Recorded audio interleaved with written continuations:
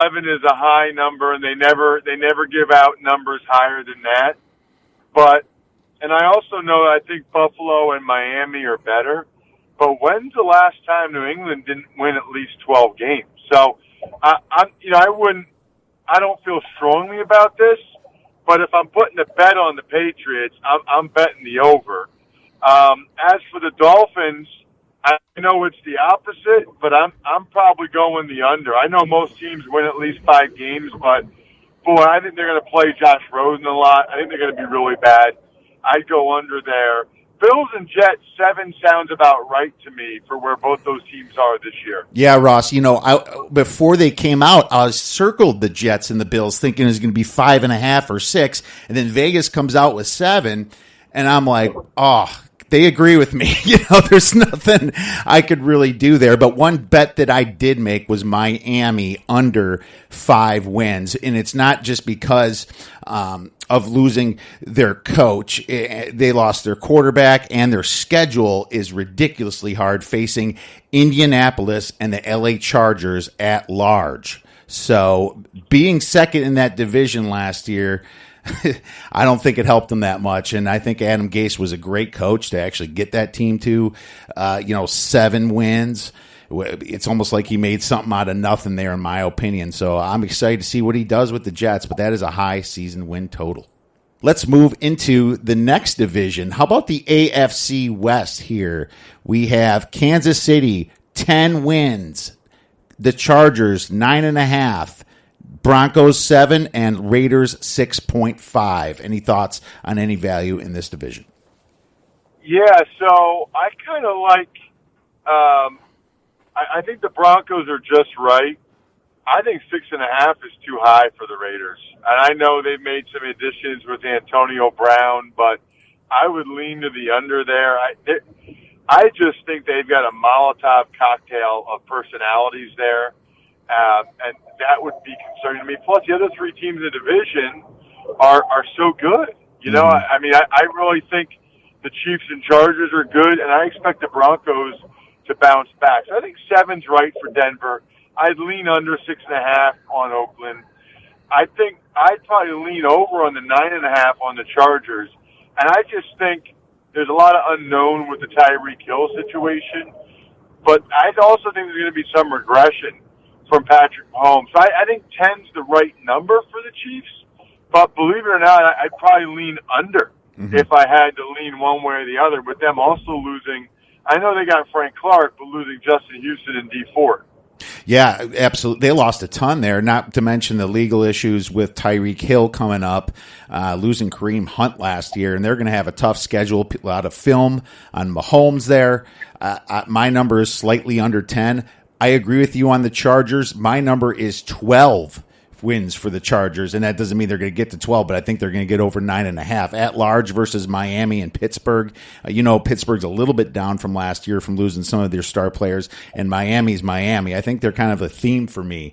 If you're that second team last year, you get them as an at large, you can almost pencil that in as a win. The Raiders have an extremely hard schedule. They did a ton in the offseason, but I do agree with you. I lean under on the Oakland Raiders. Let's move into the AFC North with the Baltimore Ravens projected at 8 wins, the Steelers at 9, the Cleveland Browns at 9, and then the Bengals at 6. I think they got the Ravens and Steelers right. I would lean Browns under the 9. I just think first-time head coach, new defense. They got They got a big bullseye on them this year, which is a very, very different thing than what they've had before. And one of my biggest bets right now would be the Cincinnati Bengals and the under. I mean, we haven't even started training camp yet, and their 2 best offensive linemen aren't playing this year. I mean, Jonah Williams had shoulder surgery, and now Clint Bowling retires. That is a problem. Give me the under with the Bengals. Yeah, I'll tell you this. It's weird seeing the Ravens. They're lower than the Steelers, yet Obviously, they won the division last year.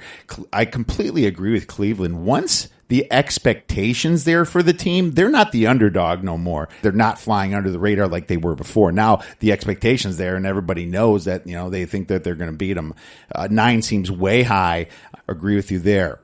Let's move into the AFC South. You have the Houston Texans projected at 8.5 wins. The Indianapolis Colts at 9.5, sometimes at 10, depending on where you're looking. The Titans are at 8.5, and the Jaguars are at 8. Any thoughts on this one? I like where they've got the Jags and the Colts. If anything, I'd maybe lean over on the Colts. Texans sounds about right as well. I think that they might be the third team in the division this year. But I would say under on the Titans. I don't know what the Titans have done to deserve an 8.5 number, especially with Jacksonville, I think, poised to bounce back with Nick Foles. I think the Titans are the worst team in the division, and I like my big bet there is the under 8.5. Yeah, actually, what I did was I played the Colts over 9.5. I think it's up to highly juiced at like minus 175 now. But if you don't like that, I like the Colts to win the division at plus 100. You can get even money in a lot of places just to win the division. I said that they're a pass rusher away from possibly getting to the Super Bowl, and what do? They pick up Justin Houston. So loving that. And absolutely, the Titans, they've been overachieving, but I have them under as well. I do not like them losing LaFleur, their offensive coordinator, to the Green Bay Packers. I thought he was part of the reason they had so many wins last year, and 100% agreement with you there. The Texans, I would lean under myself. The Jaguars can be dangerous coming in. It's just all what happens to Nick Foles. Well, let's move into the NFC then, starting with the division in the North. We have the Chicago Bears projected at 9.5 wins. We have the Minnesota Vikings at 9, the Green Bay Packers at 9.5, and the Detroit Lions at 7. Any thoughts on this division? Yeah, I would say Vikings, Packers, Lions all seem about right to me. The one that jumps out, I think the Chicago Bears. I think there's going to be some regression with the Bears. I do think the Packers, Lions, and Vikings will all be better than they were. I'm not sure the Bears will be. I still have some serious concerns about Mitch Trubisky. I think that they kind of caught some teams off guard last year. I think Matt Nagy, their head coach, deserves a lot of credit for that. But I think the Bears are under 9.5. I think they come back to earth a little bit and win 8 or 9 games. I just don't picture them getting to 10. So I have the Bears at 9.6 wins. One thing about them is that their losses last year were so close. Parkey obviously lost that playoff game, which doesn't count, but he also lost the winning kick against the Miami Dolphins. They lost to the Giants without Mitch Trubisky. The Patriots, they were keeping up with them until their special teams gave up, and then they were up 23-0 against the Packers and gave that game away. So they could have easily had more than 12 wins last year, but if you look at their schedule, it is brutal. It is definitely brutal, and I do like the fact that they didn't lose a lot of production there. It's all about what's going to be with Mitch Trubisky, and let's see if Matt Nagy can work some magic there. But I have them at right around 9.6 wins. I don't have a lot of other plays. I guess I would lean to the under with Green Bay. They won 6 games last year, and they tied one, so I give them 6.5. But Aaron Rodgers is going to have to be the best Aaron Rodgers, I think, in my opinion, with that team around them to get to 9.5 wins, so I definitely would lean to the under. Let's move into the NFC South. We have the New Orleans Saints at 10.5 wins. We have the Atlanta Falcons at 9, the Carolina Panthers at 7.5, the Tampa Bay Bucks at 6.5. I actually think the Saints are going to come back to earth a little bit, so I would lean under on New Orleans. I like the number of 9 for Atlanta. They're showing confidence in the Falcons. I would as well. And I think that they probably got the Panthers number right at 7.5 as well. If anything, with the Bucks, I'd go under 6.5. They feel like a 5-11, 6-10 team to me. So my favorite bet there would be the under 6.5 on the Bucks. Yeah, the Bucks, they did just sign Sue, and I did this before they did that. I thought that was definitely a help. But is Jameis Winston? Is he going to be good? Right now, the jury's kind of leaning towards the no. So I definitely can kind of see what you're talking about there. The Atlanta Falcons lost too much. They lost their cornerback, Robert Alford. They lost Telvin Coleman. They lost defensive end Bruce Irvin, cornerback Brian Poole, Brooks Reed, Justin Bethel. They took a lot of hits here, and I'm not sure they did quite enough to replace that on defense. I played the under 9. I just can't see them fixing it completely. And I think it's a pretty tough division with the Saints in there. I'm definitely not taking the Saints over, but I did not make a play on them. All right. Well, Big D is the next division here with the NFC East. We have Dallas Cowboys at 8.5 wins. The Philadelphia Eagles at 9.5. The Redskins and Giants are both at 6. What are your thoughts on this division? Yeah, so I think the Redskins and Giants are about right. I would actually lean over for both the Eagles and the Cowboys. I think the Cowboys are really pretty good.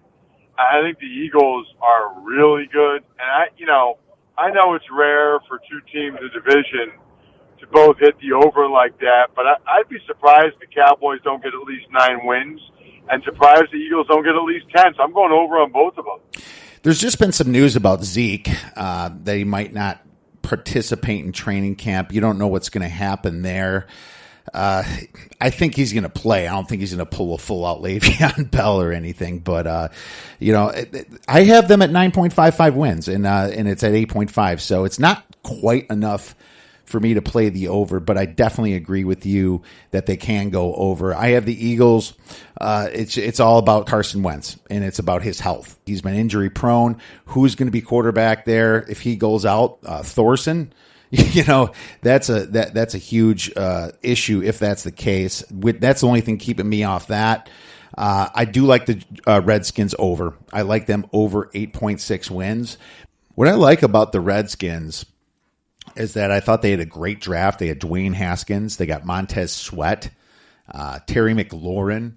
They definitely had some pieces, but this team before injury, they lost Alex Smith. They lost their backup Colt McCoy, and then they lost their full offensive line from last year. I mean, let's look at some of the teams they beat. They beat the Cardinals, which wasn't good. They lost to the Colts, but then they beat the Green Bay Packers at home. They beat the Panthers. They beat the Cowboys. They beat the Giants. And that's kind of when they lost everybody. And I think they're going to be slightly under the radar this year. That's a pretty low total on the Washington Redskins. So I think I'm going to say they're going to come back and be over 6. I think 6 is the minimum, and their schedule is going to be a little bit easier.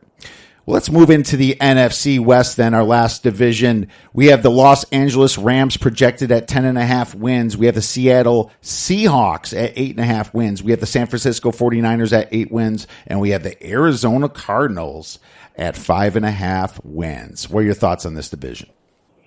So I think there's a real chance that the Rams take a little bit of a step back. So I'd lean under on the Rams. I think the Seahawks and Niners numbers are about right. And I can see Arizona, being in the 5-6 win territory with Kyler Murray and a new coach with some different schemes. Seems like the young rookie quarterbacks that run around always end up winning a game or two more than you thought. So I don't have anything I feel really strongly about in that division. I think my strongest play would be under the Rams, at under 10.5 on the Rams. Yeah, there's definitely a lot more film on him nowadays. People wonder if Jason Goff is really the real deal or more like somebody that just played in a great system. I understand your feeling there. I'd made no play on them. I had burned on the Seahawks last year when they lost their whole defense. I thought it'd be something that would be under, and then all of a sudden Russell Wilson just proves me wrong once again, and that was one of the ones I lost last year. But I have to lean over with the Seahawks. The one that's intriguing to me is the Niners. I mean, they have 4 wins last year, and Vegas is saying 8 wins. I love how the Niners got rid of Reuben Foster. That's about it. He was kind of a head case, but look at who they got. They got Quan Alexander from the Bucs, that outside linebacker. They got Dee Ford, probably the best player on Kansas City's bad defense. They got Telvin Coleman from Atlanta. They got Jason Verrett, Robert Alfred.